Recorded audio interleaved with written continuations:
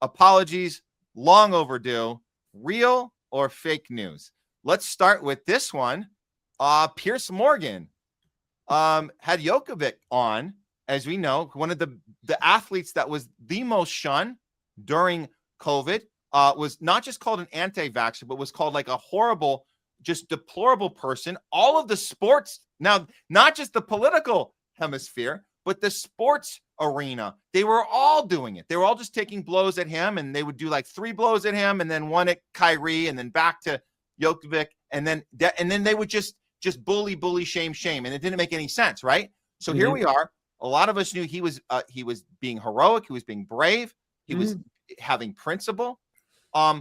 So what happens? Fast forward. Did we ever think this moment would happen? This is an apology, a long overdue apology from Piers Morgan. He invited him on the show to tell him to his face. Let's hear how the apology goes, and then we'll decide if it's real or fake news or something in the middle.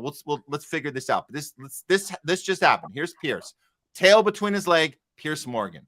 Start by making an apology, and it's for this: is I was very censorious about you over the COVID scandal that you got caught up in, and in a nutshell, you got thrown out of Australia over what seemed to be, on the face of it, from what the media were being told and what was being reported, was you trying to bend the rules of getting into playing the Australian Open without having taken the COVID vaccine. And I was actually quite censorious about a lot of people at the time.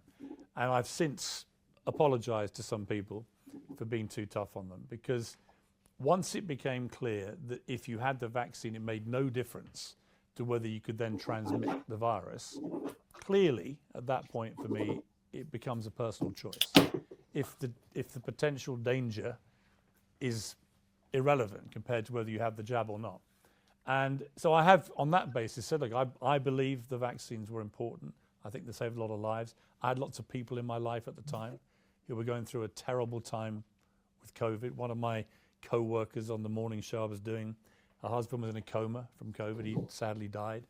A friend of mine said goodbye to her mother on FaceTime, who was in a care home and died from COVID, and so on. I knew lots of people. So it felt quite personal. It felt quite visceral to me, but I was too censorious. And when more information emerged about your situation, the fact you'd had COVID several weeks before you went to Australia, the fact that you hadn't actually done anything wrong on the form filling, the fact that in the end it became a political decision to throw you out based on likely public anger if they didn't take action.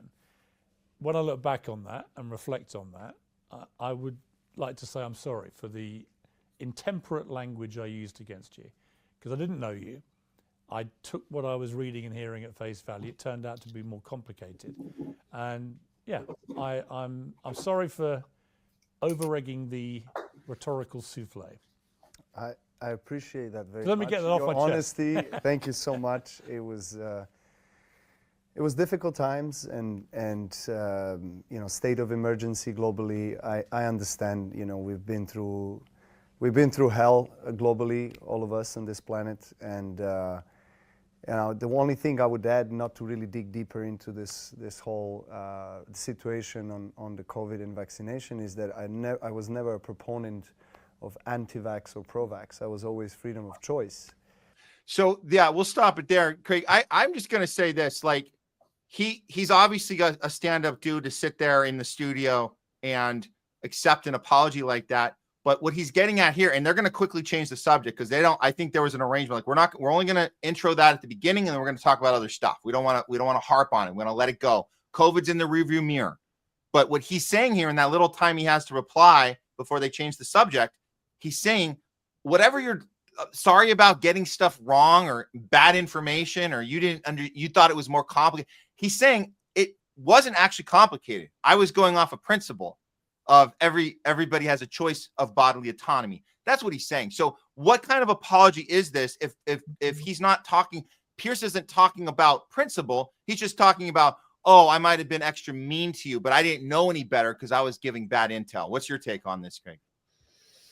Well, I mean, obviously, I think Djokovic understands his lane. I don't want to sound demeaning when I say that, but he understands that he's a professional athlete, and he's really not one like us to go in there and kind of like look at all the questions, especially from a political, knowledge. Like, we understand what's going on, and we can present a different argument. And it's kind of our design to poke and push feathers, because we are representing somewhat of a media aspect, right? And that's the challenge and whatnot, and do proper reporting.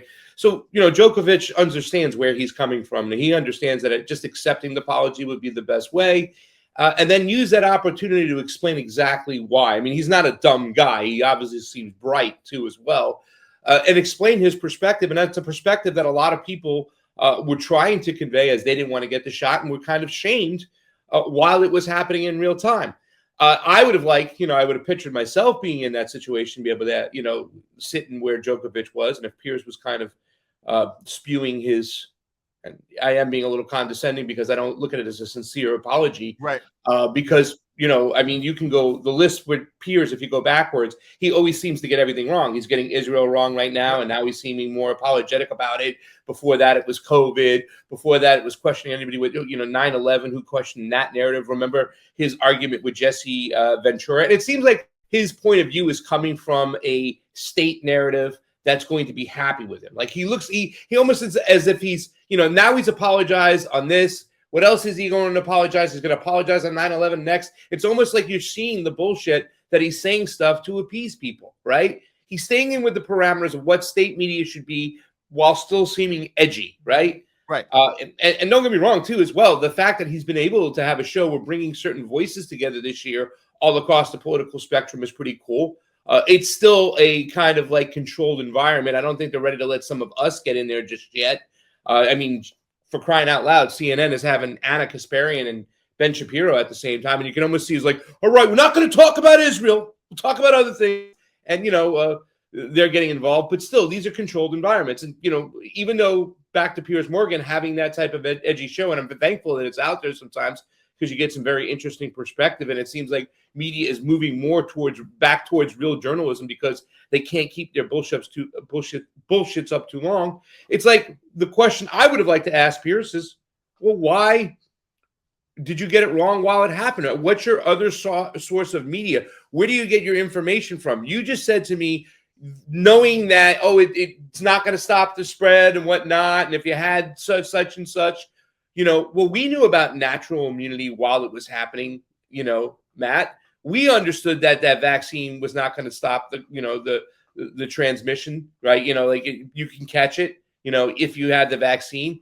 It was just only after they got about 75% of the people vaccinated so quickly in the first 10 days that they go, well, it's just going to help with the symptoms. Well, why did some of us get it right in real time, and you got it so wrong? Not just, now you're getting Israel so wrong. Now you got COVID so wrong. What else have you gotten wrong? Why? You know what I'm saying? Yeah. I would have asked him that and see what answer he has, because I would suspect, and this is why I don't. What are the choices, by the way? Sincere or not sincere, or real? It's real or fake. Yeah, real or sincere. Is it sincere? It is beyond fake. It is not sincere. Yeah. It's just him understanding where the audience is going, and the majority of the people are going, and he doesn't want to look like a fool. So yeah, fake news. Fake news. Piers Morgan's apology. And I'll end with this. He will have an answer if he were to be asked that question, Craig. Piers would have an answer ready of a maneuver, just like a Chris Cuomo maneuver, right?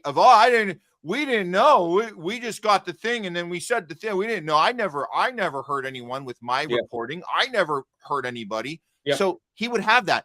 I would say the real way to get to the bottom of this is back to principle. If you apply principle, you wouldn't have behaved like that in the first place.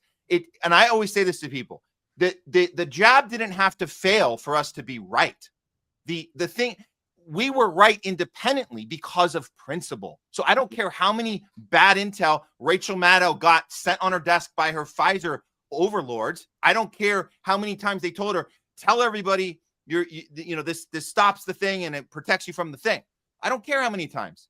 You don't bully people to do something that they don't sign up to do, and they don't have informed consent, and they don't have bodily autonomy. Those are principles. So those are separate things. Whether the thing worked or not, whether whatever worked or not, you don't censor people, you don't cancel them, you don't punish them. So those are the principles, and that's the real conversation that would need to be had with a person like Piers. But that'll never happen because those people that get jobs like he gets, get hand selected to be mouthpieces, never act on principle. They only act on, how do I play this lane? How do I switch over to this lane? And that's what it's about. That's it. That's Piers Morgan. Well, you should take it easy, because like I said, they are opening up the parameters, and it's going to be hard for him to have you come on the show when you call him a selected mouthpiece, right? Yeah. So, don't tell too much of the truth. Withhold a little bit about, that's talk over happy hour and drinks when the cameras aren't rolling. He's a selected mouthpiece, but right now we can just say, come on, Piers, apply some principle and get it right. I like that. You know what I'm saying? Love it.